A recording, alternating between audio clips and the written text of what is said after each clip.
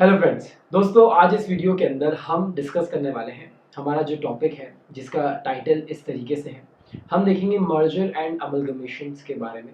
Merger and amalgamation कुछ various companies का हम देखेंगे जो आपके इस चैप्टर में दिया गया है।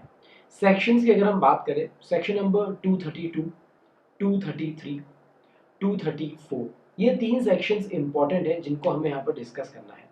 तीनों सेक्शंस एक तरीके से मर्जर एंड अमलगमेशन के बारे में बात करते हैं।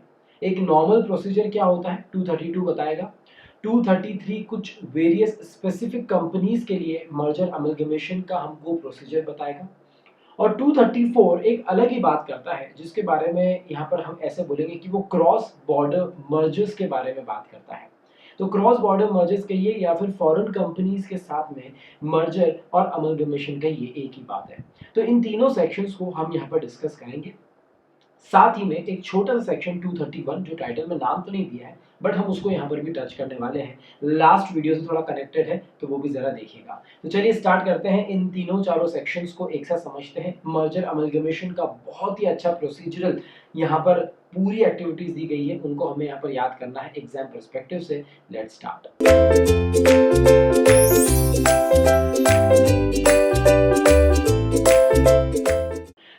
अभी इस टॉपिक को स्टार्ट करने से पहले थोड़ा सा हम पीछे जाएंगे और लास्ट वीडियो के बारे में बात करेंगे।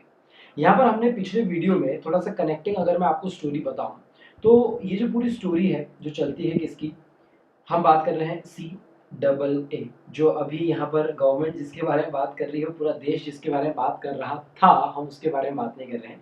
CAA हमारे लिए क्या है, कॉम्प्रोमाइजेस है, अरेंजमेंट्स है और अमलगमेशन है। बहुत अच्छे। ये जो अमलगमेशन का टॉपिक है इसको अभी तक डिस्कस नहीं किया जा रहा था। हमने एक सेक्शन देखा, इकलौता सेक्शन, जिसका नाम है सेक्शन 230, राइट। सेक्शन 230 बात कर रहा था कॉम्प्रोमाइजेस एंड अरेंजमेंट के बारे में। कॉम्प्रोमाइज और अरेंजमेंट एक अलग अलग टर्म है दोनों, जो अमलगमेशन से बहुत ही ज्यादा अलग है। बट अगर अभी का आप टॉपिक देखेंगे तो वहां पर आपको हेडिंग दिखेगी मर्जर एंड अमलगमेशन। मींस अभी जो हमें बात करनी है वो थोड़ा सा अलग है in connection to compromise and arrangement. Sir ये क्या तरीका बोल रहे हैं आप? तो मैं आपको एक चीज बोलता हूँ, अरेंजमेंट करना है यार, कुछ भी व्यवस्था करनी है, बराबर है। आप इसको ऐसा नॉर्मल सा मीनिंग देखिए। So arrangement is a broader term, जिसको यहाँ पर हम देखें कि अगर दो कंपनीज आपस में, कंपनी नंबर 1 और कंपनी नंबर 2 आपस में कुछ भी अरेंजमेंट करने का अगर सोचती है, तो ये अरेंजमेंट के बहुत सारे तरीके होते हैं। उनमें से एक तरीका मर्जर का भी होता है, एक तरीका एक्विजिशन का भी होता है, ठीक है। सो मर्जर और एक्विजिशन भी एक तरीके का अरेंजमेंट है बिटवीन टू कंपनीज। अब जरा ध्यान से सुनिएगा, मर्जर अमलगमेशन के लिए यहाँ पर जो सेक्शंस हमको डिस्कस करने हैं वो यहाँ पर सेक्शन 232 टू 234 है, ठीक है। तीन ही सेक्शंस है, बट हेडिंग में हमने एक और यहाँ पर लिखा है, ओके 231 क्या है। तो जिन बच्चों ने पुराना वीडियो देखा होगा उसमें हमने सिर्फ 230 टच किया था। तो फाइनली 230 में हुआ क्या था, थोड़ा ऊपर चलते हैं, आइए मैं आपको बताता हूँ। 230 में इतनी कुछ हमने यहाँ पर पढ़ाई करी थी, बहुत अच्छे से देखिए, आपको दिख रहा होगा, हमारे सेल्फ रिटर्न नोट्स थे।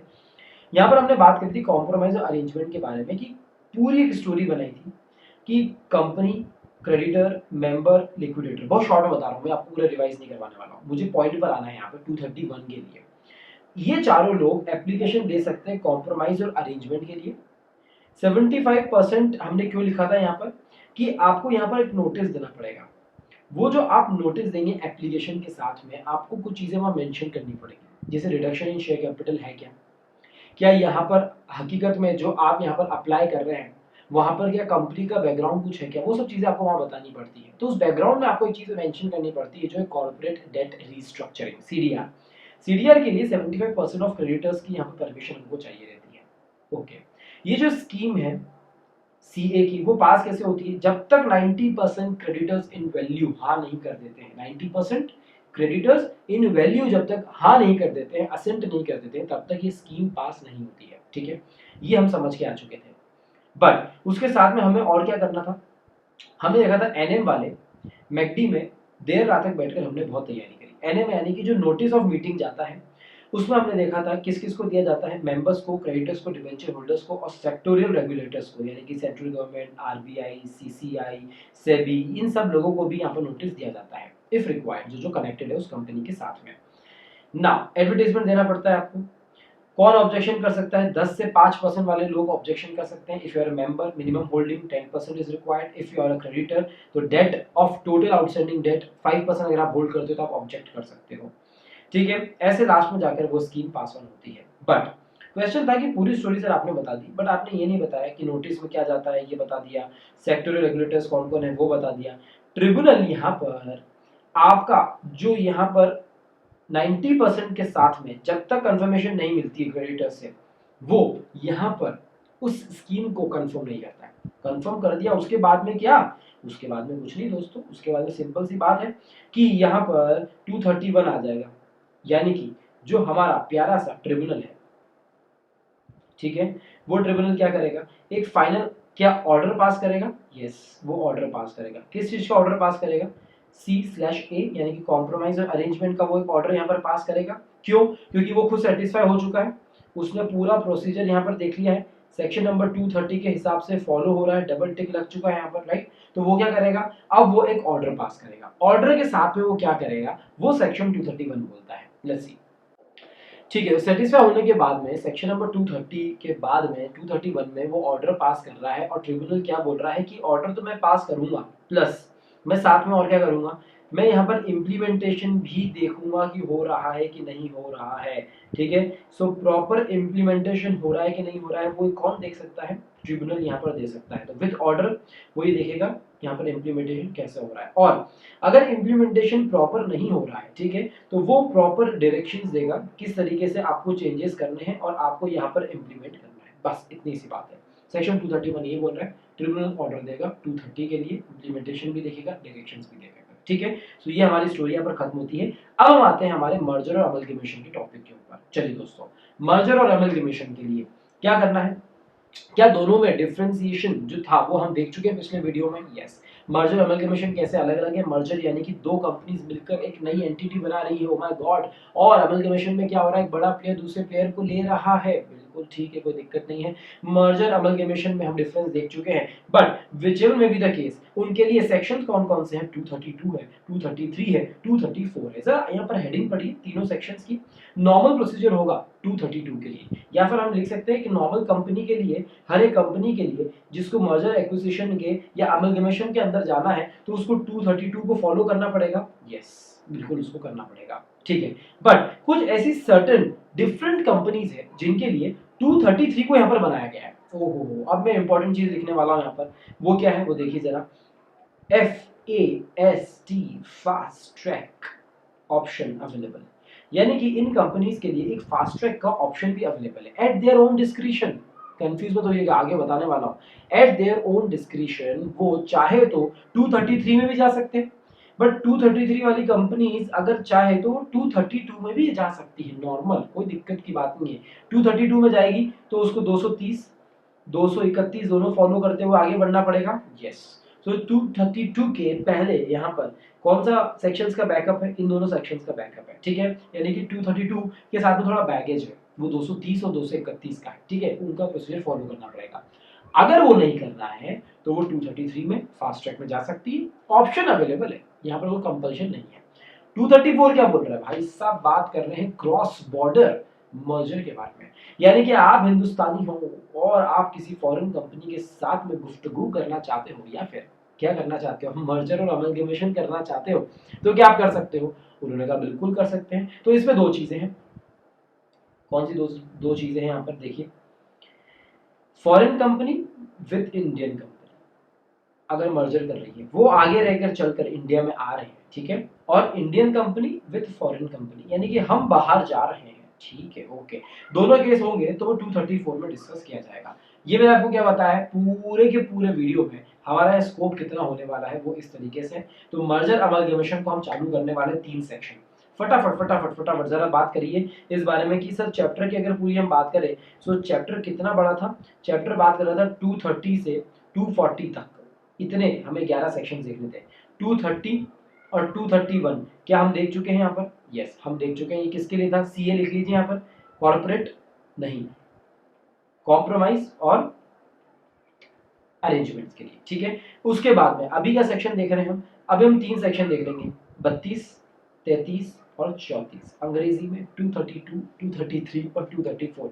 इसके आगे हम क्या लिखेंगे, इसके आगे हम लिख सकते हैं मर्जर एंड अमलगमेशन, CA और मी है ठीक है। तो CA MA ये हमको यहाँ पर टोटल 5 सेक्शन हमारे इस वीडियो के साथ में कवर हो जाएंगे। Believe me, one of the most important sections हम यहाँ पर 2 वीडियो के साथ में कवर कर चुके होंगे।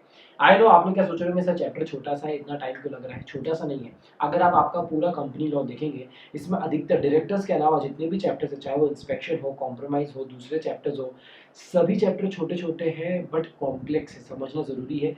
ये पूरा अगर अच्छे से पढ़ के नोट्स बनाकर आप अगर यहाँ पर कमांड ले आते हैं इन चैप्टर्स पे, तो आपके 4-4, 5-5 मार्क्स पक्के होते हैं और इन्हीं से स्टूडेंट्स पास होते हैं। सो बिलीव मी, अगर आप इन चैप्टर्स को बहुत अच्छे से समरी नोट्स बनाकर याद कर लेते हैं तो ये 3-3, 4-4 नंबर आपके पॉकेट में होंगे और लोग और बच्चे इन्हीं नंबर से पास होते हैं। ठीक है दोस्तों, तो चलिए स्टार्ट करते हैं। मर्जर एंड अमलगमेशन को हम स्टार्ट करते हैं सेक्शन नंबर 232 के साथ में। ठीक है, अब जरा देखिए यहाँ से, जहाँ से मैं लाइन ड्रॉ कर रहा हूँ, ठीक है, ये आप लोगों के लिए नोट्स बनाए मैंने। जहाँ मैं लाइन ड्रॉ कर रहा हूँ इसके ऊपर क्या है, कुछ नहीं है। इसके ऊपर हम ये जो पूरा आपको ब्रैकेट बना के दे रहा हूँ, इट्स अ समरी। समरी मतलब एक फ्लो है। ठीक है, तो ये फ्लो किस चीज के लिए है, ये आपको बताएगा कि पूरे इस सेक्शन का एक पूरा फ्लो क्या है। ठीक है, अब देखिए मैं फिर से कनेक्ट करता हूँ 230 को। ठीक है, 230 में भी हमने क्या बात करी कि हमको कॉम्प्रोमाइज और अरेंजमेंट करना है। ठीक है, तो क्या उसके लिए एप्लीकेशन देनी पड़ेगी? यस, एप्लीकेशन देनी पड़ेगी।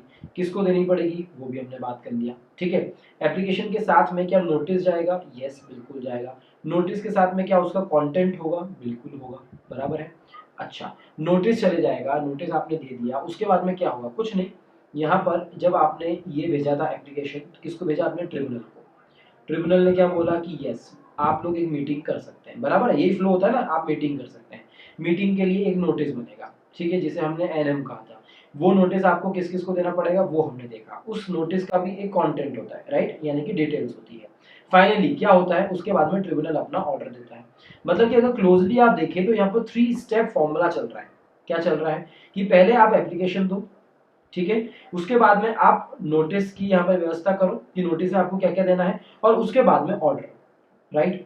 तो एप्लीकेशन में आएगा कौन दे सकता है, कब दे सकता है, क्या क्या एप्लीकेशन के साथ में देना है। ठीक है, नोटिस के साथ में अगेन वही क्वेश्चन आएगा, किन किन लोगों को देना है, कितने टाइम पीरियड में देना है, और उसका कंटेंट क्या होगा। उसके बाद में ऑर्डर है ट्रिब्यूनल का, तो ऑर्डर कौन देगा? ट्रिब्यूनल देगा। कब देगा? एक तो वो वाली बात है, उसका इफेक्ट क्या होने वाला है, और फाइनली ये बात आरओसी तक कैसे जानी है। ठीक है, तो फोर्थ स्टेप क्या होती है? आरओसी। तो ये 4 स्टेजेस, 4 फेजेस आपको हमेशा हर सेक्शन में दिखने वाला है। ठीक है, उसी 4 फेजेस के स्टाइल में हम यहाँ पर भी इसी सेक्शन को देख लो। यार मर्जर एमलगमेशन आपको करना है तो ठीक है, सबसे पहले आप एक काम करो, एप्लीकेशन फाइल कर दो। ओके, उसके बाद में क्या होगा? कुछ नहीं, आपको मीटिंग के लिए सर्कुलेशन करना पड़ेगा इन्फॉर्मेशन का। ठीक है, तो उसका कंटेंट क्या होगा जरा उसको डिसाइड कर लो।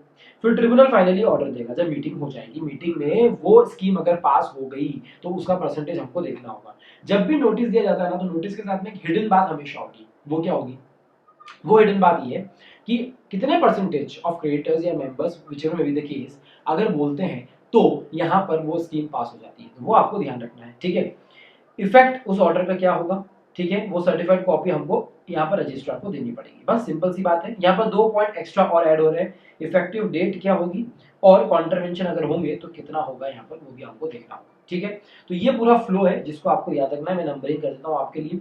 एप्लीकेशन दो, मीटिंग का नोटिस बनाओ, ट्रिब्यूनल का ऑर्डर और उसका इफेक्ट देखो, आरओसी के पास में सबमिट कर दो, और फिफ्थ फेज यहाँ पर हो गया कॉन्ट्रवेंशन और डेट। ठीक है, तो चलिए अब हम यहाँ पर बात करते हैं, स्टार्ट करते हैं हमारा सबसेक्शन नंबर 1 के साथ में। पूरा पूरा मॉड्यूल हमने यहाँ पर नहीं रखा है, ऑब्वियसली बेस हमारा इंस्टीट्यूट का मॉड्यूल ही रहेगा, क्योंकि कुछ भी एक्स्ट्रा मैं आपको यहाँ पर पढ़ाना नहीं चाहता हूँ। But at the same time हम यहाँ पर सिर्फ प्रिसाइज तरीके से यहाँ पर स्टडी करने वाले हैं। जो पॉइंट्स इंपॉर्टेंट है, सारे सबसेक्शंस कवर होंगे बट इंपॉर्टेंट चीजें। ठीक है, चलिए अब उन्होंने क्या बोला है कि यार आपको कॉम्प्रोमाइज और अरेंजमेंट आप कर रहे थे, ठीक है, तो वो आपने बोला सेक्शन 230 में जाइए, बराबर है। बट जब ऐसा कोई सीए होता है, यानी कि कॉम्प्रोमाइज या अरेंजमेंट होता है, जिसके अंदर अरेंजमेंट हो रहा है वो मर्जर और अमलगमेशन टाइप का हो रहा है, तो उसके लिए हमें जाना पड़ेगा सेक्शन नंबर 232 के पास में। यानी कि ये जर्नी है सेक्शन 230 से 232 तक की।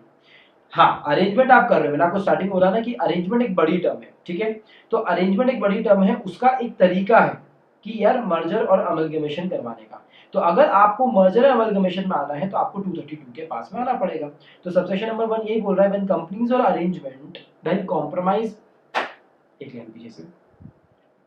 सो यहाँ पर सबसेक्शन नंबर 1 यही बोल रहा है, व्हेन कॉम्प्रोमाइज और arrangement proposed is in connection with a scheme of amalgamation या फिर merger, the tribunal on such application order a meeting of creditors or members। अब आपने एप्लीकेशन दी मर्जर और अमलगमेशन की, ट्रिब्यूनल ने बोला ओके आप मीटिंग करिए सेक्शन 232 के हिसाब से। 230 नहीं, वो तो एक नॉर्मल सिनेरियो था कॉम्प्रोमाइज और अरेंजमेंट का, बट अगर उसमें आप मर्जर और अमलगमेशन की बात करेंगे तो 232 के अंदर 232 में हम आपको भेजने वाले हैं, ठीक है, ये बात होगी। अब आगे चलते हैं, चलिए सब सेक्शन नंबर 2 क्या बोल रहा है। वो बोल रहा है भैया कि जो मर्जिंग कंपनीज है, यानी कि दो कंपनीज है, let's say company number a and company number b, ठीक है, ये दोनों जब कंपनीज मर्ज हो रही है तो यहाँ पर ट्रिब्यूनल ऑर्डर दे चुका है कि भाई साहब मीटिंग करो, जरा फटाफट बैठो, तो आप लोग मीटिंग करके डन करो भैया, स्कीम पास करो। So merging companies with an order of tribunal shall also be required to circulate the following। यानी कि आप देखिए क्या आ गया, अभी ट्रिब्यूनल अपना काम कर दिया, बट इन दोनों को मिलकर क्या कुछ इन्फॉर्मेशन यहाँ पर सर्कुलेट करनी पड़ेगी। उन्होंने कहा बिल्कुल करनी पड़ेगी भैया। क्या करनी पड़ेगी आपको, सबसे पहला ड्राफ्ट, जो स्कीम आप प्रपोज करने वाले हो, प्रपोज स्कीम का ड्राफ्ट हमारे पास में यहाँ पर होना चाहिए, ठीक है। दूसरा, आरओसी को आपको एक कंफर्मेशन भेजनी पड़ेगी कि ये ऑर्डर ऑफ ट्रिब्यूनल आ चुका है और हमारा ये ड्राफ्ट स्कीम है और हम इस मीटिंग के साथ में आगे बढ़ने वाले हैं, ओके। डायरेक्टर यहाँ पर रिपोर्ट देगा। डायरेक्टर क्या रिपोर्ट देगा कि यार उसका डिटेल्ड एक स्टडी देगा डायरेक्टर, कि जितने भी केएमपी है, जितने भी यहाँ पर हाई पोस्ट पर लोग हैं, ठीक है, उन लोगों के ऊपर इस मर्जर या फिर अमलगमेशन का क्या इफेक्ट होने वाला है। डायरेक्टर की रिपोर्ट काफी नहीं होगी, एक्सपर्ट की रिपोर्ट भी लगेगी, एक्सपर्ट भी रिपोर्ट देगा। और सबसे इंपॉर्टेंट पॉइंट जो लास्ट में आने वाला है वो है सप्लीमेंट्री अकाउंटिंग स्टेटमेंट। ये क्या बोल रहे हैं भैया, इनका कहना है भैया सिंपल सी बात है, लेट्स से आपका फाइनेंशियल ईयर एंड हुआ इस डेट पर और आपकी मीटिंग हो रही है इस डेट पर। अब ये जो बीच का गैप है ना, ये वाला जो गैप है, ये आपका हो रहा है 6 मंथ से ज्यादा, बराबर है। यानी कि आपका फाइनेंशियल ईयर एंड होने के 6 महीने के बाद में अगर नोटिस हो रही है तो 6 महीने में तो काफी चीजें हो जाती है, काफी चीजें चेंज हो जाती है। तो इस मीटिंग पर आपको एक सप्लीमेंट्री अकाउंटिंग स्टेटमेंट देना पड़ेगा। वो क्या बात करेगा कि इन 6 मंथ्स के चेंजेस को भी इनकॉर्पोरेट करके एक अकाउंटिंग स्टेटमेंट आप हमको यहाँ पर फर्निश करो, सिंपल सी बात है, ठीक है। तो यही बात यहाँ पर बोली जा रही है। तो क्या हुआ, अभी तक ट्रिब्यूनल के ऑर्डर के साथ में मर्जिंग कंपनीज को ये सब चीजें भी यहाँ पर मेंशन करनी पड़ेगी, ठीक है। सो ये पांचों चीजें क्या क्या होगी, सबसे पहले ड्राफ्ट, तो यहाँ पर आप लिख लीजिए, वैसे तो मैंने लिख रखा है, आपको मैं यहाँ पर बता देता हूँ। सबसे पहले आपके प्रपोज्ड स्कीम का ड्राफ्ट होना चाहिए, ठीक है। यही ड्राफ्ट पॉइंट नंबर 2 में आपको आरओसी को सबमिट करना पड़ेगा। पॉइंट नंबर 3 में डायरेक्टर की रिपोर्ट आएगी। डायरेक्टर क्या रिपोर्ट देगा, वो बोलेगा कि how this scheme is beneficial for KMPs, promoters, non promoters, share holders, ठीक है। इन सबको ये स्कीम कैसे बेनिफिट करने वाली है, यहाँ पर क्या शेयर होल्डिंग रेशियो क्या चेंज होने वाला है, राइट, या फिर शेयर एक्सचेंज रेशियो जिसे हम बोलते हैं, ठीक है, या फिर उसके साथ में कुछ यहाँ पर वैल्यूएशन में डिफिकल्टीज आने वाली है क्या, तो ये सब चीजें डायरेक्टर बोलेगा। उसके बाद में एक्सपर्ट भी अपनी रिपोर्ट देगा और एट लास्ट यहाँ पर अगर आपके 6 मंथ से ज्यादा गैप हो रहा है आपके फाइनेंशियल ईयर के एंड में और मीटिंग की डेट में, तो आपको यहाँ पर एक अकाउंटिंग स्टेटमेंट देना पड़ेगा, दैट टू सप्लीमेंट्री। ये हमारा सबसेक्शन नंबर 2 यहाँ पर कंप्लीट होता है। चलिए क्या हुआ, सेकंड फेज कंप्लीट हो गया क्या, यस। एप्लीकेशन फाइल कर दी सर हमने, यहाँ पर कंटेंट देख लिया, मीटिंग के लिए क्या क्या साथ में चीजें बतानी पड़ेगी मर्जिंग कंपनीज को। अब सर यहाँ पर ट्रिब्यूनल ऑर्डर देगा, ओहो, तो ट्रिब्यूनल जब तक सेटिस्फाई नहीं होगा क्या ऑर्डर दे सकता है क्या, नहीं, ओनली आफ्टर सेटिस्फाइंग। चलिए ठीक है, यहाँ पर ट्रिब्यूनल एकदम कलर चेंज करते हैं, ओनली आफ्टर सेटिस्फाइंग इटसेल्फ। क्या करेगा, वो देखेगा कि प्रोसीजर जो बताया गया है क्या वो यहाँ पर सबसेक्शन नंबर 1 वाला, सबसेक्शन नंबर 2 वाला, क्या वो कंप्लाई हो चुका है, यस।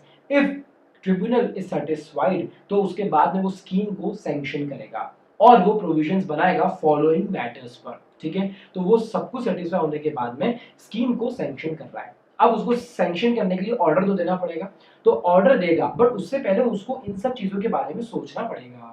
वो सब चीजें क्या है, तो वो आपको दिख रहा होगा 1 2 3 4 5 6 7 8, टोटल इतने पॉइंट्स हैं जो यहाँ पर वो कंसिडर करेगा। लेट्स सी, अब देखिए अगला पॉइंट क्या है, ट्रांसफरी, ध्यान से सुनिएगा, can not hold shares in its own name.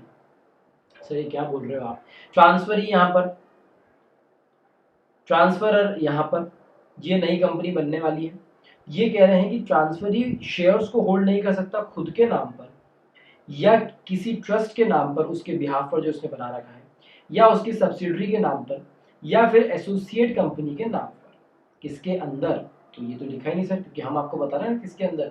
वो यहाँ पर शेयर्स होल्ड नहीं कर सकता है ट्रांसफरर कंपनी के अंदर। सर ये कुछ भी बात बोल रहे हो, समझ नहीं आ रहा है, हम आपको बताते हैं। देखिए, ये ट्रांसफरर कंपनी थी लेट्स से ए, ठीक है। ए के अंदर 5% होल्ड करती थी कंपनी नंबर बी और कंपनी नंबर सी, ठीक है। अच्छा, अब बी और सी यहाँ पर कौन थी? तो बी और सी यहाँ पर सब्सिडरी थी किसकी? वो सब्सिडरी थी यहाँ पर डी की। बहुत अच्छी बात है। अब हुआ क्या, ये जो ट्रांसफर कंपनी है उसको यहाँ पर मर्जर हो रहा है इसका डी के साथ में, ठीक है। तो यहाँ पर ट्रांसफरी कौन बन गया? डी बन गया। ट्रांसफरर कौन बन गया? ए बन गया। अब हकीकत में अगर आप देखेंगे तो डी इनडायरेक्टली यहाँ पर उसकी सब्सिडरी के थ्रू ऑलरेडी 5% और 5% होल्ड करता है। क्या अब वो कर पाएगा? नहीं कर पाएगा। क्यों? क्योंकि अब वो ट्रांसफरी बन गया है और ये ट्रांसफरर है। तो यहाँ पर अब ये सेक्शन क्या बोलता है कि ये जो ट्रांसफरी कंपनी है ये अपने सब्सिडरी के नाम पर, एसोसिएट कंपनी के नाम पर, किसी ट्रस्ट के नाम पर या खुद के नाम पर पहले से जो भी शेयर्स होल्ड करता हो वो अब उसे कैंसिल करने पड़ेंगे, वो उसे अब एक्सटिंग्विश करना पड़ेगा, ठीक है। क्योंकि अब नए सिरे से पूरा यहाँ पर मर्जर हो रहा है। यार कैसे आप जरा पॉसिबल है क्या? देखिए, यहाँ पर ए और बी दोनों मिलने वाले हैं और एक सी एंटिटी बनाने वाले हैं। बी ऑलरेडी ए के अंदर, आप तो फाइनल के स्टूडेंट्स अकाउंट्स में कितने क्वेश्चन करे मर्जर के हमने, ठीक है। बी ए के अंदर ऑलरेडी कुछ शेयर्स होल्ड करता है, तो अब नई कंपनी बनेगी तो क्या उसमें भी वो होल्ड करेगा क्या? इनडायरेक्टली नहीं कर सकता ना, तो ये शेयर्स तो हमको कैंसिल करने पड़ेंगे क्योंकि अब ए और बी को मिलकर ही सी बना है ना, सीधी सी बात है। तो बस इसी लॉजिक को यहाँ पर सेक्शन में डाला गया है और वो कह रहा है कि वो खुद के नाम पर, ट्रस्ट के नाम पर, सब्सिडरी के नाम पर, एसोसिएट कंपनी के नाम पर अगर कोई शेयर्स वो होल्ड करता हो पहले से ट्रांसफरर कंपनी के अंदर, तो उसे उन शेयर्स को कैंसिल करना पड़ेगा, एक्सटिंग्विश करना पड़ेगा, ठीक है। तो ये बात भी ट्रिब्यूनल को ध्यान देनी पड़ेगी। ट्रिब्यूनल और किन बातों का ध्यान देगा? वो बोलेगा कोई भी लीगल प्रोसीडिंग्स अगर चल रही है, चलती रहेगी, बाय और अगेंस्ट, यानी कि अगर वो चला रहा है कौन? ट्रांसफरी कंपनी ऑलरेडी चलाती रहेगी, उसके अगेंस्ट कुछ चल रहा है, चलता रहेगा, कोई दिक्कत की बात नहीं है। तो फाइनली होगा क्या? कुछ नहीं, उन्होंने बोला जैसे ही इस ऑर्डर को पास कर दिया जाएगा, this order is nothing but as equal to, as good as dissolution of transferor company without winding up. यानी कि ये जो पुरानी कंपनी है, क्या अब इसका ऑलरेडी वाइंडिंग अप हुए बिना ही इसका डिसोल्यूशन हो जाएगा क्या? यस, डिसोल्यूशन इसलिए हो जाएगा कि अब ये तो मर्ज होकर नई कंपनी बन रही है ना। तो उन्होंने बोला कि ट्रिब्यूनल इस बात का भी ध्यान रखेगा कि पुरानी कंपनी का डिसोल्यूशन हो जाएगा विदाउट वाइंडिंग अप। ओके, अब ट्रिब्यूनल यहाँ पर इंपॉर्टेंट बात कर रहा है, वो बोल रहा है कि 90% लोग यहाँ पर हाँ कर रहे हैं, हमें बात समझ में आ गई, बट सर कुछ लोग तो होंगे ना जिनको हमेशा दिक्कत होगी, कुछ शेयर होल्डर्स तो होंगे ना जिनको हमेशा दिक्कत होगी। बिल्कुल होगी। उनका क्या करना है? उनको हम बोलते हैं डिसेंटिंग, जो असेंट नहीं दे रहे हैं, ऐसे डिसेंटिंग शेयर होल्डर्स है, तो उनका भी तो ख्याल रखना पड़ेगा, बराबर है। तो उसके लिए भी रिलेटेड प्रोविजंस बनाने पड़ेंगे for any dissenting share holders. बहुत ही अच्छी बात है। सर अगला पॉइंट आ रहा है कि सबके सब शेयर होल्डर्स हिंदुस्तानी थोड़ी ना होंगे, कुछ share holders sir non resident भी होंगे, तो उस नॉन रेसिडेंट का भी ख्याल रखना पड़ेगा। तो अगर कोई ऐसा शेयर होल्डर है जो नॉन रेसिडेंट है, यानी कि बाहर का बंदा है, जिसने इस कंपनी में पैसा लगा रखा है, किसके अंदर? ट्रांसफरर कंपनी के अंदर। भाई ट्रांसफरर कंपनी में वो शेयर होल्डर था, अगर वो यहाँ पर असेंट कर रहा है तो कोई दिक्कत की बात नहीं है, अगर वो डिसेंट कर रहा है तो उसको पैसा देके रवाना करना पड़ेगा, तो उसका भी हमको नॉन रेसिडेंट पर्सन का भी यहाँ पर ख्याल रखना पड़ेगा। जितने एम्प्लॉयज हैं उनको भी ट्रांसफर करके आगे भेजना पड़ेगा नई कंपनी के अंदर, ठीक है। और इंपॉर्टेंट बात यहाँ पर आने वाली है, वो क्या है कि अगर कोई कंपनी, यानी कि when transfer a company is a listed company, यानी कि ट्रांसफरर, इसको OR साथ में आप ऐड करिए, when transferor company is a listed company, और जो नई कंपनी बन रही है ट्रांसफरी कंपनी वो है अनलिस्टेड कंपनी, बराबर है। तो ए और बी की आप बात कर रहे थे, ठीक है। तो अगर आप बात करें कि ट्रांसफरर कंपनी जो है वो यहाँ पर लिस्टेड थी, ट्रांसफरी कंपनी है वो अनलिस्टेड है, ठीक है। तो यहाँ पर जो फाइनल ट्रांसफरी कंपनी जो बन रही है वो अनलिस्टेड ही रहेगी ना, उन्होंने कहा अनलिस्टेड ही रहेगी, उसमें कोई चेंज करने की बात नहीं है। अब देखिए जो लास्ट वाला पॉइंट है जिसमें बोला गया है कि लिस्टेड कंपनी है, तो अगर आपकी पुरानी कंपनी लिस्टेड कंपनी है, ठीक है, कोई दिक्कत की बात नहीं, नई कंपनी अनलिस्टेड कंपनी है, तो क्या ये अनलिस्टेड ही चलेगी? यस, जब तक ये लिस्टेड के लिए चेंज नहीं होती तब तक वो अनलिस्टेड ही चलेगी ऑब्वियसली, ठीक है। दूसरा पॉइंट हो सकता है कि यार पुराने कंपनी के जो शेयर होल्डर्स है, ठीक है, लेट्स से ये लिस्टेड कंपनी थी, ट्रांसफरर कंपनी, ठीक है, नई कंपनी जो बनने वाली है वो अनलिस्टेड है, ट्रांसफरी कंपनी, इसके शेयर होल्डर्स बोलेंगे यार हमको पागल समझाइए, हम लिस्टेड अच्छे खासे थे, हमको यहाँ पर नहीं आना है, तो फिर क्या करना पड़ेगा? कुछ नहीं, ये ट्रांसफरी कंपनी को इन आउटगोइंग या फिर डिसेंटिंग शेयर होल्डर्स को पैसा देके वैल्यूएशन करवा के बाहर निकालना पड़ेगा, ठीक है, सिंपल सी बात है, इस बात का आपको ध्यान रखना पड़ेगा। बट ये चीज आपको हमेशा ध्यान रखनी है इसके साथ में, दैट नो कॉम्प्रोमाइज और arrangement shall be sanctioned by the tribunal unless a certificate by company's auditor has been filed to the tribunal। Company auditor का हमेशा एक सर्टिफिकेट लगेगा, वो ट्रिब्यूनल को जब तक फाइल नहीं होगा कोई भी स्कीम यहाँ पर पास ऑन नहीं होने वाली है, ठीक है। सो ये सबसेक्शन नंबर 3 हमारा यहाँ पर एंड होता है, जिसमें हमने क्या देख लिया? ट्रिब्यूनल ऑर्डर देगा, यस, डेट ऑफ ट्रांसफर बताएगा, खुद के नाम पर आप होल्ड नहीं कर सकते शेयर्स वो बताएगा, लीगल प्रोसीडिंग्स चलती रहेगी, एम्प्लॉइज का आपको ख्याल रखना है, ट्रांसफर करना है, कंपनी का डिसोल्यूशन हो जाएगा जो पुरानी कंपनी है, डिसेंडिंग शेयर होल्डर्स को पैसा दे दीजिए, कोई दिक्कत की बात नहीं है, एनआरआई जो शेयर होल्डर्स है उनको भी पैसा देने का प्रोविजन हम यहाँ पर क्रिएट करेंगे, और लिस्टेड टू अनलिस्टेड अगर यहाँ पर स्कीम हो रहा है तो वो भी कैसे करना है आपको, वो भी यहाँ पर ये ऑर्डर ऑफ ट्रिब्यूनल में लिखा रहेगा, ठीक है।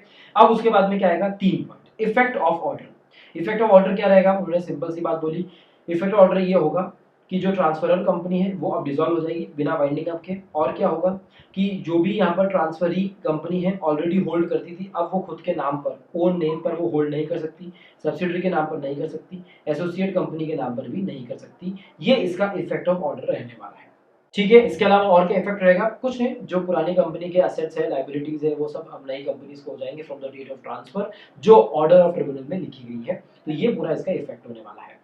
सर्टिफाइड कॉपी आपको आरओसी को भेजनी है 30 डेज के अंदर अंदर, उसमें भी नो क्वेश्चन आस्क्ड, आपको एक काम करना पड़ेगा। अब बात कर लेते हैं कॉन्ट्रवेंशन की। कंपनी ने यहाँ पर कॉन्ट्रवेंशन किया तो यहाँ पर पेनल्टी मिलेगी, ऑफिसर ने यहाँ पर कॉन्ट्रवेंशन किया, बिल्कुल आपको पेनल्टी मिलेगी। दोनों पेनल्टीज क्या है, लेट्स सी। सीधा सीधा उन्होंने बोला है कि कंपनी का अगर यहाँ पर कोई भी डिफॉल्ट होता है तो 1 लाख टू 25 लाख आपको यहाँ पर पेनल्टी लग सकती है, फाइन लग सकता है। ऑफिसर हो, कोई भी ऑफिसर है, 1 ईयर का आपको यहाँ पर इम्प्रिजनमेंट मिलेगा, प्लस साथ में आपको 1 लाख से 3 लाख की पेनल्टी भी, फाइन भी यहाँ पर लग सकता है, नो क्वेश्चन आस्क्ड, ठीक है।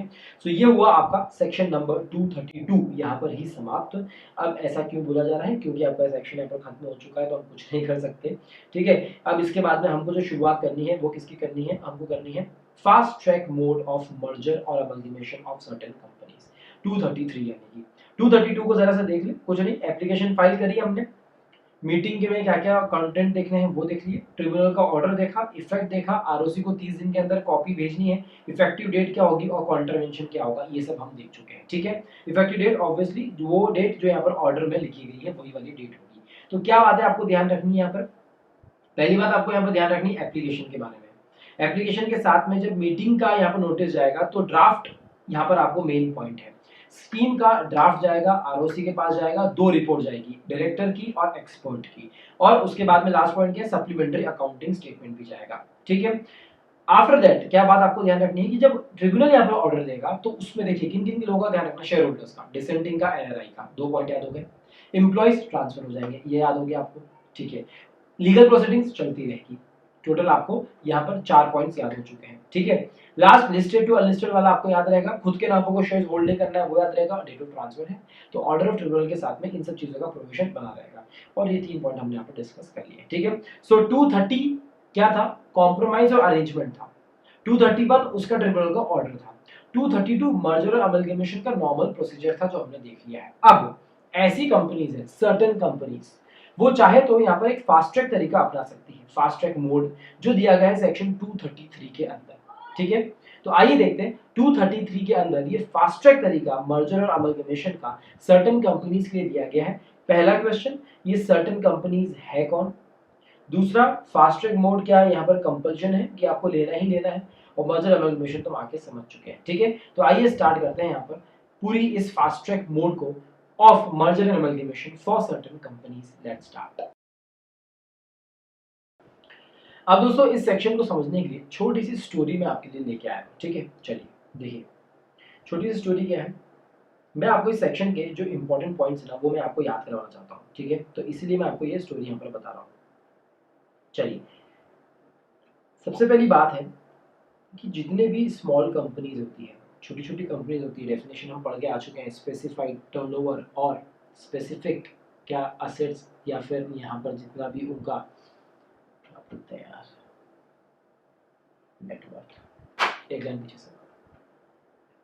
तो जितनी भी स्मॉल कंपनीज होती है, स्मॉल कंपनीज यानी कि हम डेफिनेशन ऑलरेडी पढ़ के आ चुके हैं, एक स्पेसिफिक टर्नओवर या फिर नेटवर्थ के साथ में रिलेटेड होती है। तो अब जरा स्टोरी देखिएगा, ठीक है। जितनी भी स्मॉल कंपनीज हैं उनकी किचकी ज़्यादा रहती है। छोटी कंपनी ना यार, इतना 232 का, 231 का, 232 का इतना बड़ा बड़ा प्रोसीजर कौन करेगा। स्पेसिफिकली जब उनको मर्जर एक्विजिशन करना है तो इतना लंबा प्रोसीजर नहीं करना है उनको, छोटा स्पेस यहाँ पर उनको फास्टर तरीका चाहिए, तो उनको बोला 233 में जाइए, आप कोई दिक्कत की बात नहीं है। क्या है, एक तो आप छोटे लोग हो, ठीक है, बट इनकी किचकी ज़्यादा रहती है। क्यों? क्योंकि इनको ना सेंट्रल गवर्नमेंट का इनके सिर के ऊपर हाथ है, ठीक है। तो इसीलिए हर चीज़ में ना इनका नोकझोंक चलता रहता है। तो स्मॉल कंपनी के साथ में इनका स्टैंडर्ड जो है बड़ा हाई है, हाई स्टैंडर्ड है, ठीक है। हाई स्टैंडर्ड मतलब कि होल्डिंग सब्सिडरी, ठीक है। सो होल्डिंग टू सब्सिडरी या फिर कोई स्मॉल कंपनी, ठीक है, जरा ध्यान दीजिएगा, ये बहुत ज्यादा इतराते हैं क्योंकि इनके ऊपर सीजी का हाथ है, सेंट्रल गवर्नमेंट का इनके ऊपर हाथ है। यहाँ पर जो सेंट्रल गवर्नमेंट चाहता है वही होगा, यानी कि सेंट्रल गवर्नमेंट के डिस्क्रिशन के ऊपर यहाँ पर डिसीजन लिए जाते हैं, ठीक है स्मॉल कंपनीज, बट हर चीज में चाहिए इनको परफेक्शन 90% का, ठीक है। सो कितनी चीजें हो गई, 90%, सीजी का हाथ है, holding subsidiary, small company, discretion CG का चलता है। अब यहाँ पर ये पूरा प्रोविजन ऐसे चलने वाला है। दूसरी एक और बात, यहाँ पर चूंकि ये स्मॉल कंपनीज है, इनकी किचकी ज्यादा चलती है, हर काम ना कंडीशन लगा लगा के करते हैं, ठीक है, क्योंकि सेंट्रल गवर्नमेंट का हाथ है ना इनके सिर पे, तो कंडीशंस लगाते हैं, ठीक है। अब ये कंडीशंस लगा रहे हैं तो यहाँ पर कंडीशंस भी आपको फोकस में रखनी है। इस पूरे सेक्शन के अंदर 233 के अंदर यहाँ पर सबसे पहला क्वेश्चन ये रहेगा, किन किन कंपनीज को ये चीज यहाँ पर अप्लाई होने वाली है। तो सर्टेन कंपनीज कौन है, तो उन्होंने बोला companies who may enter, who may sir, यहाँ पर मे क्यों लिखा है, मे से लिखा है उनकी इच्छा। डिस्क्रिशन हम ऊपर ही देख के आए थे जब मैंने आपको बोला था हम क्या क्या सेक्शन पढ़ने वाले हैं। 233 में हमने देखा था कि फास्ट ट्रैक यहाँ पर है, बट यहाँ पर डिस्क्रिशन रहेगा इन सर्टेन कंपनीज का, उनकी इच्छा होगी तो वो करेगी, नहीं होगी तो वो 230, 231, 233 के अंदर ही जाने वाला है, ठीक है। तो certain companies may enter into scheme of merger and amalgamation under this section। वो कौन है, if a merger or amalgamation is between two or more small companies or between a holding or its wholly owned subsidiary, okay। तो अगर दो small companies के बीच में merger और amalgamation हो रहा है या फिर एक होल्डिंग और उसकी होली ओन्ड सब्सिडरी के बीच में यहाँ पर चल रहा है मर्जर और अमलगमेशन, तो उसके लिए ये कंपनीज सेक्शन 233 के पास में आ सकती है और बोल सकती है कि हमें फास्ट ट्रैक तरीके से यहाँ पर मर्जर अमल, ठीक है दोस्तों। सो मैंने आपको एक्सप्लेन कर दिया कि यहाँ पर कौन कौन सी सर्टेन कंपनीज है, यहाँ पर आप लिख लीजिए, यहाँ पर है स्मॉल कंपनीज के बीच में अगर हो रहा है और होल्डिंग और सब्सिडरी के बीच में हो रहा है तो ये सर्टेन कंपनी जो 233 के लिए यहाँ पर एलिजिबल है ना। अब देखिए प्रोसीजर क्या हो रहा है। सबसे पहले एक प्रपोज्ड स्कीम को बनाया जाता है, पॉइंट नंबर 1, कोई दिक्कत की बात नहीं है, ठीक है। उसके बाद में क्या होता है, यहाँ पर भगवान कौन है, सीजी है, ध्यान रखना सबसे ऊपर सीजी है, वहां पर फिर साइड में कौन चल रहा है, आरओसी चल रहा है, और ओएल यानी कि ऑफिशियल लिक्विडेटर जिसे बोला जाता है, ओके। अब देखिए यहाँ पर आरओसी और ऑफिशियल लिक्विडेटर के सामने एक बात रखी जाती है कि बॉस ये प्रपोज्ड स्कीम है, क्या आपको इससे कोई दिक्कत है क्या। तो उनको एक नोटिस भेजा जाता है, किनको, notice of the proposed scheme to registrar and OL, इन दोनों को एक नोटिस भेजा जाता है कि आपको जो भी ऑब्जेक्शन और सजेशन हो आप हमें दीजिए। तो उन्होंने हमको ओएस दे दिया, यानी कि ऑब्जेक्शन और सजेशन दे दिया। ऑब्जेक्शन और सजेशंस को दोनों कंपनीज अपने अपने जनरल मीटिंग में रखती है, तो दोनों यहाँ पर कंसिडर करते हैं ऑब्जेक्शन और सजेशन को, और स्कीम में अगर कुछ अमेंडमेंट लाना हो तो लाते हैं। अब वो स्कीम में अमेंडमेंट्स ले आके या नहीं लाके जो भी चीजें हैं उन्होंने रख दी कहाँ पर, अपनी अपनी जनरल मीटिंग के अंदर। जनरल मीटिंग दोनों कंपनीज, ट्रांसफरर और ट्रांसफरी दोनों कंपनीज, ठीक है। अब होता क्या है, तो यहाँ पर क्या होता है, दोनों कंपनीज अपनी जनरल मीटिंग में रखेगी और जब तक 90% ऑफ द मेंबर्स इस चीज के लिए अप्रूवल नहीं दे देते हैं तब तक ये चीज, ये स्कीम फाइनल नहीं होगी। ठीक है, तो सेंट्रल गवर्नमेंट अभी फोकस में आया है क्या? नहीं। प्रपोज स्कीम हमने बनाई, प्रपोज स्कीम हमने भेजी आरओसी और ऑफिशियल लिक्विडेटर के पास में, उनके हमने ऑब्जेक्शन और सजेशन मंगवाए, उनको हमने जनरल मीटिंग के अंदर रखा, 90% से अप्रूवल हमने लिया। आगे क्या हुआ? दोनों कंपनीज को एक डिक्लेरेशन ऑफ सॉल्वेंसी देना पड़ेगा कि भैया आप दोनों मर्जर में जाने वाले हो, आप दोनों स्मॉल कंपनीज हो, आप पे शक ज्यादा किया जाएगा, आप आपकी औकात बताओ। तो दोनों को डिक्लेरेशन देना पड़ेगा कि देखो हमारे पास में इतने असेट्स हैं जो हमारी लाइबिलिटीज को पे ऑफ करने के लिए बहुत ही ज्यादा केपेबल है, और हम डिक्लेयर करते हैं कि हम इंसॉल्वेंट नहीं होंगे। तो डिक्लेरेशन ऑफ सॉल्वेंसी आपको देना पड़ेगा, रजिस्ट्रार के पास में फाइल करना पड़ेगा। ठीक है, अब यही चीज क्रेडिटर्स को बोलनी पड़ेगी ना। मेंबर्स ने पास कर दी, उससे क्या होता है? मेंबर्स का रिक्वायरमेंट क्या था? 90%। मैं इस पूरी स्टोरी को लिंक करने वाला हूँ। तो क्रेडिटर्स को एक नोटिस दो 21 डेज का, ठीक है, और क्रेडिटर्स से भी अप्रूवल लेना पड़ेगा स्कीम का। क्या यहाँ पर क्रेडिटर्स का भी 90% चाहिए रहेगा? 9/10 लिखा हुआ है, क्या 90% बन गया? यस। क्रेडिटर्स भी जब तक 90% के साथ में, वैल्यू के साथ में, ओहो, ठीक है सर, यहाँ पर वैल्यू की बात आ रही है, यहाँ पर नंबर की बात आ रही थी, ये हम ध्यान रख लेंगे। ठीक है, तो वैल्यू ऑफ क्रेडिटर्स जब तक 90% लोग क्रेडिटर अप्रूव नहीं कर देते हैं, तब तक यहाँ पर क्या अप्रूवल होगा? नहीं होगा। ठीक है, ठीक है, तो अब फाइनली जब मेंबर्स ने हाँ कर दी, क्रेडिटर्स ने हाँ कर दी, तो हम ये चीज फाइल करेंगे सेंट्रल गवर्नमेंट के पास में। सेंट्रल गवर्नमेंट फोकट नहीं बैठी है, उसने क्या कर रखा है, हर रीजन के हिसाब से एक आरडी को यहाँ पर अपॉइंट कर रखा है, यानी कि रीजनल डायरेक्टर को। तो रीजनल डायरेक्टर के पास में आप फाइल कर दो अप्रूवल होने के बाद में स्कीम को, आरओसी को भी क्या फाइल कर दो, और ऑफिशियल लिक्विडेटर को भी फाइल कर दो। ठीक है, अब इसके बाद में क्या होगा? आरडी के पास में बात पहुंच गई, बट आरडी क्या करेगा? या एक बार आरओसी से और ओएल से वापस से कंफर्मेशन लेगा। वो बोलेगा कि कोई ऑब्जेक्शन और सजेशन आपके पास में है क्या, क्योंकि हो सकता है इन्होंने कुछ अच्छे सजेशन दिए हो इस पॉइंट पर, बट उन्होंने कंसीडर ना किए हो। तो यहाँ पर RD on behalf of central government ROC से और यहाँ पर ऑफिशियल लिक्विडेटर से फिर से ऑब्जेक्शन और सजेशन मांगेगा, इफ एनी।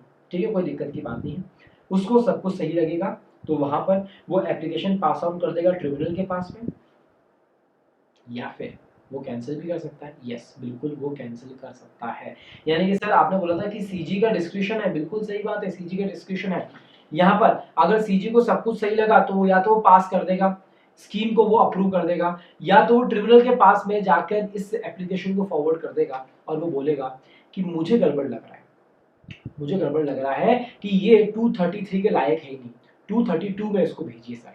ठीक है, तो ट्रिब्यूनल वहां पर फिर चेक करेगा, ट्रिब्यूनल को सही लगा तो वो बोलेगा यस 232 को वापस भेज दिया जाता है, या फिर वो बोलेगा नहीं नहीं एवरीथिंग इज गुड, तो फिर वो वहां पर पास कर देगा। सो कंफर्मेशन बाय ट्रिब्यूनल लास्ट में मिलेगा।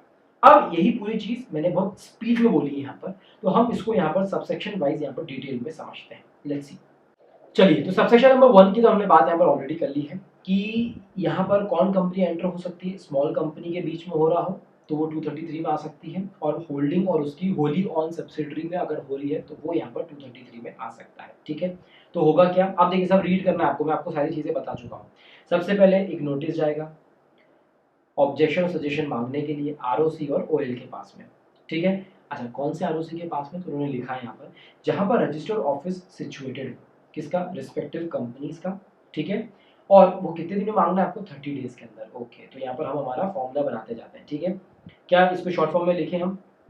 ऑब्जेक्शन और suggestions from ROC and official liquidator in 30 days. ठीक है, तो 30 में यहाँ पर मार्क कर देता हूँ। ओके, 30 डेज में आप इस चीज को मांगिए। अब ओएस मिल गया, जीएम में रख दिया, अप्रूवल ले लो by 90% of the total number of shares. So ठीक है, अब जीएम हो गई, जीएम में 90% का आपने पूछ लिया भैया, 90% मेंबर्स ने यहाँ पर हाँ कर दी, तो यहाँ पर मेंशन कर देते हमारे नोट्स में। पॉइंट नंबर 1 हो गया क्या? ये हो गया। पॉइंट नंबर 2 क्या हो गया? 90% जीएम के अंदर share holders in numbers approval ले लो। ठीक है, बट उससे पहले क्या हुआ था? क्या इन ओएस को जो हमने यहाँ पर ऑब्जेक्शन और सजेशन मंगवाए थे उनको जीएम में रखा गया था ना? ऑब्वियसली रखा गया था, तभी तो यहाँ पर 90% ने हाँ किया है। ठीक है, ये बात हो गई। अब देखिए थर्ड स्टेप क्या हो गया? दोनों कंपनीज को, क्या यहाँ पर स्मॉल कंपनीज है, चिंदी कंपनीज है, तो डर लगता है ना, तो डिक्लेरेशन ऑफ सॉल्वेंसी फाइल करनी पड़ेगी। यस, रजिस्टर्ड ऑफिस में आपको फाइल करनी पड़ेगी। उसके बाद में क्या होगा? स्कीम को हम अप्रूव्ड कब मानेंगे? जब majority representing 9/10 in value of the creditor, जब तक इस चीज को अप्रूव नहीं कर देते हैं मीटिंग के अंदर, और वो मीटिंग 21 डेज का नोटिस जाना चाहिए। तो इसके लिए हमारा थर्ड पॉइंट क्या हो गया यहाँ पर, 90% किसके लिए हो गया था, शेयर होल्डर्स के लिए, और 90% ही है क्रेडिटर्स के लिए, जो मीटिंग हो रही है इन क्रेडिटर्स की, जिनके लिए 21 डेज का इनको नोटिस दे दिया गया था, कोई दिक्कत की बात नहीं है। तो जरा स्टोरी पे आए क्या अपन, जो मैंने आपको स्टोरी बताई थी, स्मॉल कंपनी है, होल्डिंग सब्सिडरी है, यानी कि हाई स्टैंडर्ड है, तो ये दोनों कवर होती है कंपनी, तो हमारी स्टोरी में कवर हो गया था। ठीक है, क्या सीजी का हाथ रखा हुआ है इनके ऊपर, यस, सीजी का डिस्क्रिप्शन है, आगे हम देखेंगे कैसे डिस्क्रिप्शन है। 90% में सारा काम चलता है, यानी कि 90% मेंबर्स का अप्रूवल, 90% क्रेडिटर्स का अप्रूवल, दोनों का अप्रूवल यहाँ पर चाहिए रहता है।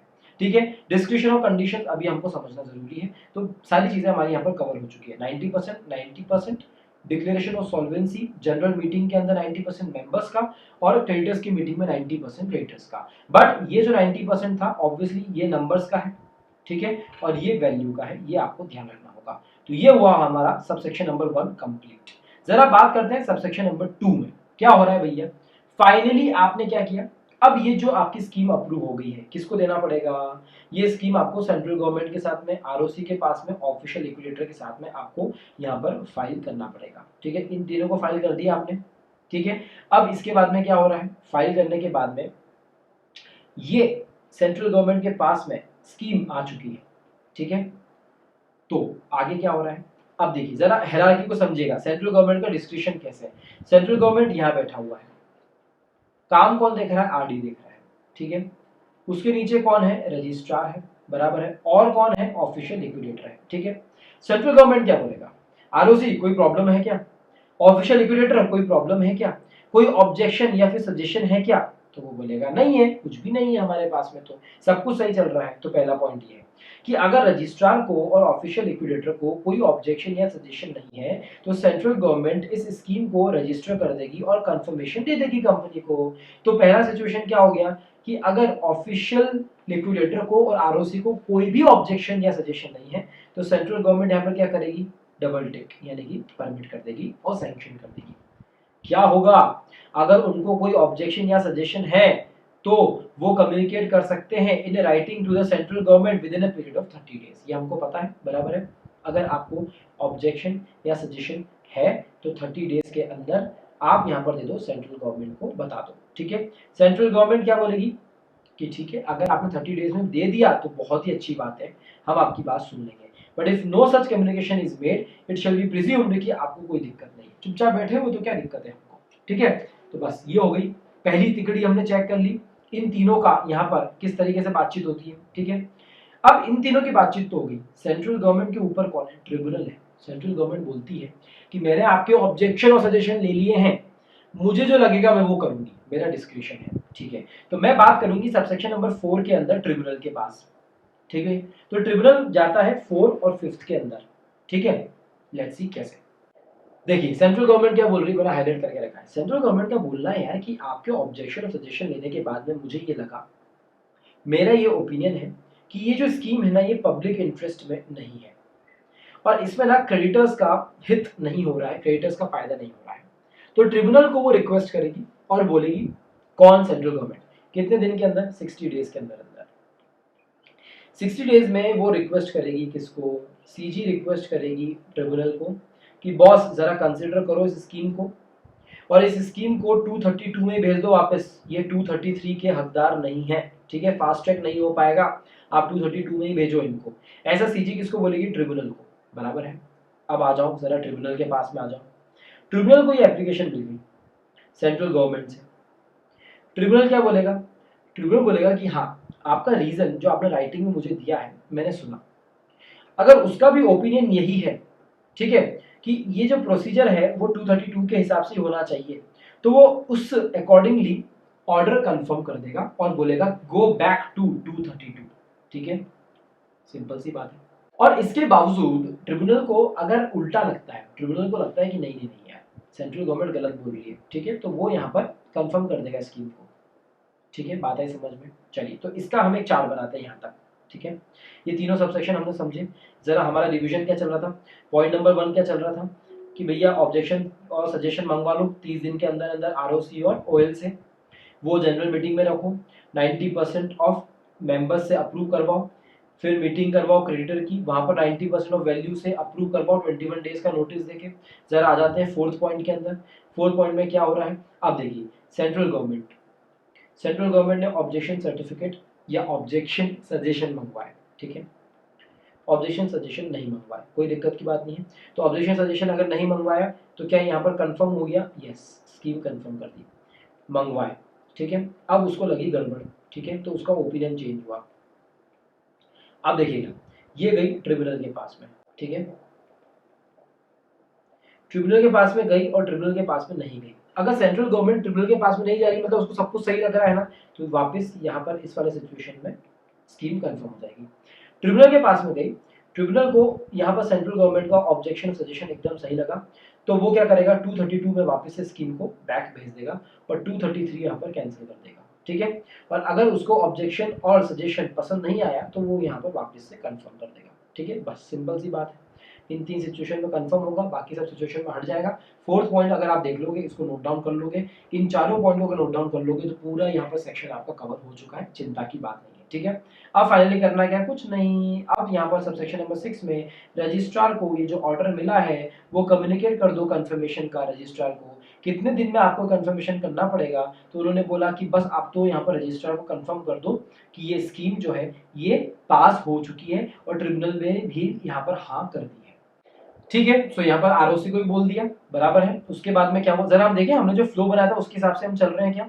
हमने प्रपोज स्कीम यहाँ पर बनाई, बराबर है, नोटिस भेजा, ओएस लिए, जनरल मीटिंग में रखें, डीओएस दिया, 21 डेज का नोटिस दिया, क्रेडिटर को बुलाया, 90% से हाँ ली, ऑब्जेक्शन सजेशन मंगवाए आरडी ने यानी कि सेंट्रल गवर्नमेंट ने आरओसी और ओएल से, ट्रिब्यूनल के पास में भेजा, ट्रिब्यूनल ने अप्रूव किया, कंफर्मेशन हो गया। सर आगे एक और ऐड कर दो ना यहाँ पर सर आरओसी को, यस आरओसी को भी आप भेज सकते हैं, ठीक है। तो ये पूरा फ्लो हमारा सही चल रहा है, चलिए बहुत अच्छी बात है। अब आरओसी ने कंफर्म कर दिया, बराबर है। तो ये जो रजिस्ट्रेशन हो गया स्कीम का, इसका मतलब क्या है, once a scheme has been registered, this scheme has been registered, इसका मतलब ये है कि जो ट्रांसफरर कंपनी है, पुरानी कंपनी है, वो बिना वाइंडिंग अप हुए ही डिसॉल्व हो जाएगी, राइट। ये बात हम ऑलरेडी देख के आ चुके हैं, ठीक है।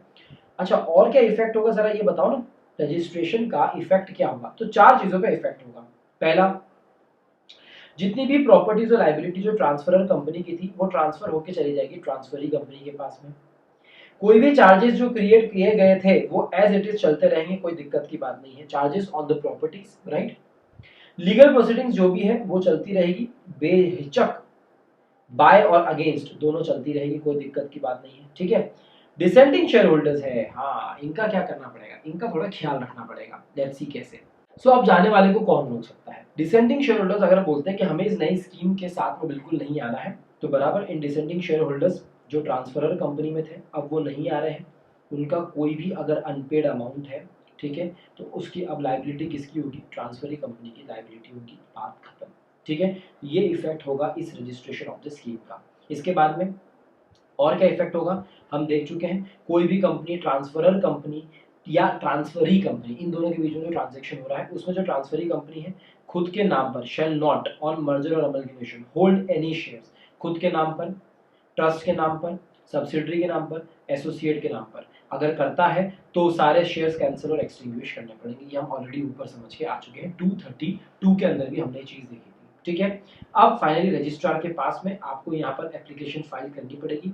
क्या, देखिए अब जो नई कंपनी बनी है ना, ए और बी साथ में आ गए, सी बना, तो जो ट्रांसफरी कंपनी बनी है इसकी नई ऑथराइज्ड शेयर कैपिटल कितनी है उसके साथ में एक एप्लीकेशन फाइल करो और आरओसी को यहाँ पर इल्तका करो, बताओ कि सर हमारी ये नई कंपनी बन गई है, हमारी रिवाइज्ड ऑथराइज्ड कैपिटल इतनी है और हम प्रिस्क्राइब फी है वो पे कर देंगे, ठीक है।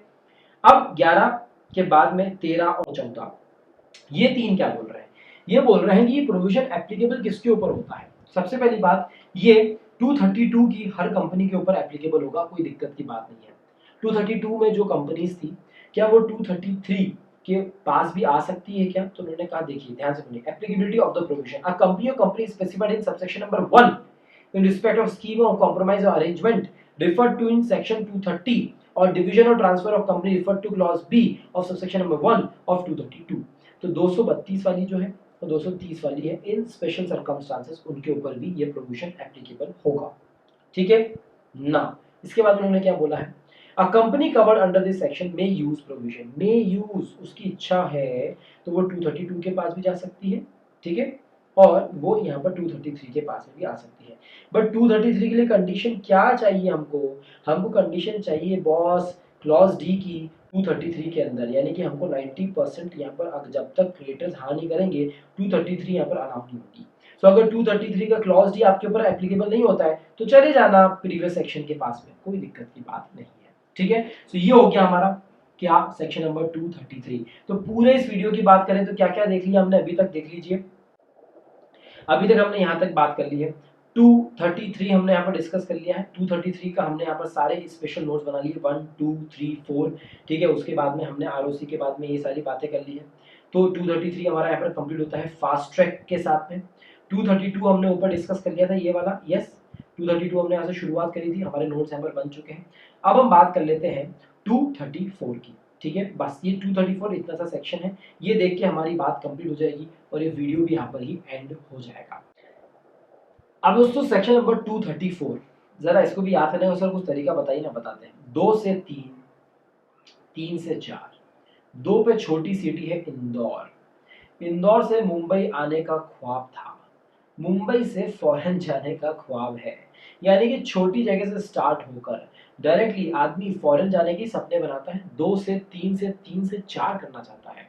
तो सेक्शन कैसे याद रहेगा आपको, 234 फॉरेन कंपनी के बारे में बात करता है कि अगर आपका मर्जर और अमलगमेशन हो रहा है किसी फॉरेन कंपनी के साथ में, यानी कि सर पहली सिचुएशन क्या होगी कि कोई फॉरेन कंपनी इंडियन कंपनी के साथ में मर्जर कर रही है, और दूसरी सिचुएशन क्या रहेगी सर कि कोई इंडियन कंपनी फॉरेन कंपनी के साथ में मर्जर कर रही है। क्या सर ये दोनों सिचुएशन अलाउड है क्या? यस, ये दोनों बिल्कुल अलाउड है, कोई दिक्कत की बात नहीं है। बट इन सब के ऊपर कौन खड़ा हुआ है, आरबीआई स्टैंड करता है। आपको दोनों ही सिचुएशन में आरबीआई की परमिशन लेनी पड़ेगी, ठीक है। तो इनको हम क्या बोलते हैं, क्रॉस बॉर्डर मर्जर बोलते हैं। फॉरेन कंपनी में कौन आता है, चाहे इंडिया में आपका यहाँ पर बिजनेस पॉइंट यानी कि प्लेस ऑफ बिजनेस हो या ना हो, हमें उससे फर्क नहीं पड़ता है। Foreign company is a company which is incorporated outside India, body corporate any company which is incorporated outside India, whether having a place of business in India और नॉट, डजंट मैटर, हमें उससे फर्क नहीं पड़ता है। तो एक फॉरेन कंपनी इंडियन कंपनी के साथ में मर्जर करे या एक इंडियन कंपनी फॉरेन कंपनी के साथ में मर्जर करे, दोनों में आरबीआई की परमिशन तो आपको लेनी पड़ेगी। So prior approval of RBI is required, consultation and approval is required, ठीक है। तो ये बात तो बराबर हो गई। अब इसमें उन्होंने क्या बोला है और क्या देखना है हमको, कोई बात नहीं। देखिए आरबीआई की परमिशन दीजिए, 230 और 232 के सेक्शंस को आप फॉलो करिए दोनों केसेस में, कोई दिक्कत की बात नहीं है। तो फिर इसमें होगा क्या, इसमें से कंसिडरेशन पे करना पड़ेगा ना। मर्जर में क्या होता है सर, एक इंडियन कंपनी है, फॉरेन कंपनी ने आके बोला उसको कि हम दोनों मर्जर कर लेते हैं, इसने बोला भाई रोकड़ा दो हम आपको देंगे। तो उन्होंने कहा यस, पेमेंट जो हम कंसिडरेशन का करेंगे हम आपको शेयर होल्डर्स को पैसा देंगे, कोई दिक्कत की बात नहीं है। हम कैश में भी दे सकते हैं और डिपॉजिटरी रिसीट्स भी बना सकते हैं। अब डिपॉजिटरी रिसीट्स क्या होता है, जीडीआर होता है, global depository receipts, American depository receipts. यानी कि क्या होता है, जो यहाँ पर फॉरेन कंपनी के शेयर्स हैं, यानी कि फॉरेन कंपनी का जो मार्केट है, लेट्स स्टॉक मार्केट है, उसमें इंडियन कंपनी के शेयर्स भी ट्रेड हो सकते हैं। शेयर्स को ट्रेड करने के लिए क्या करते हैं, एक यहाँ पर रिसीट्स तैयार करते हैं, उनको बोला जाता है डिपॉजिटरी रिसीट्स।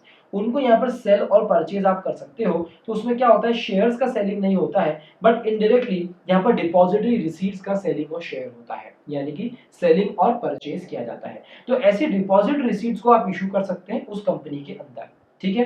तो कैश और डीआर, या फिर पार्टली कैश और पार्टली डीआर, सॉरी इसको हम सही कर देते हैं, दोनों तरीके से आप डीआर में या फिर कैश में आप यहाँ पर पेमेंट कर सकते हैं। सो फॉरेन कंपनी क्या इंडियन कंपनी के साथ में क्रॉस बॉर्डर मर्जर कर पाएगी, कर पाएगी अगर आरबीआई हाँ कर दे सेंट्रल गवर्नमेंट के साथ में।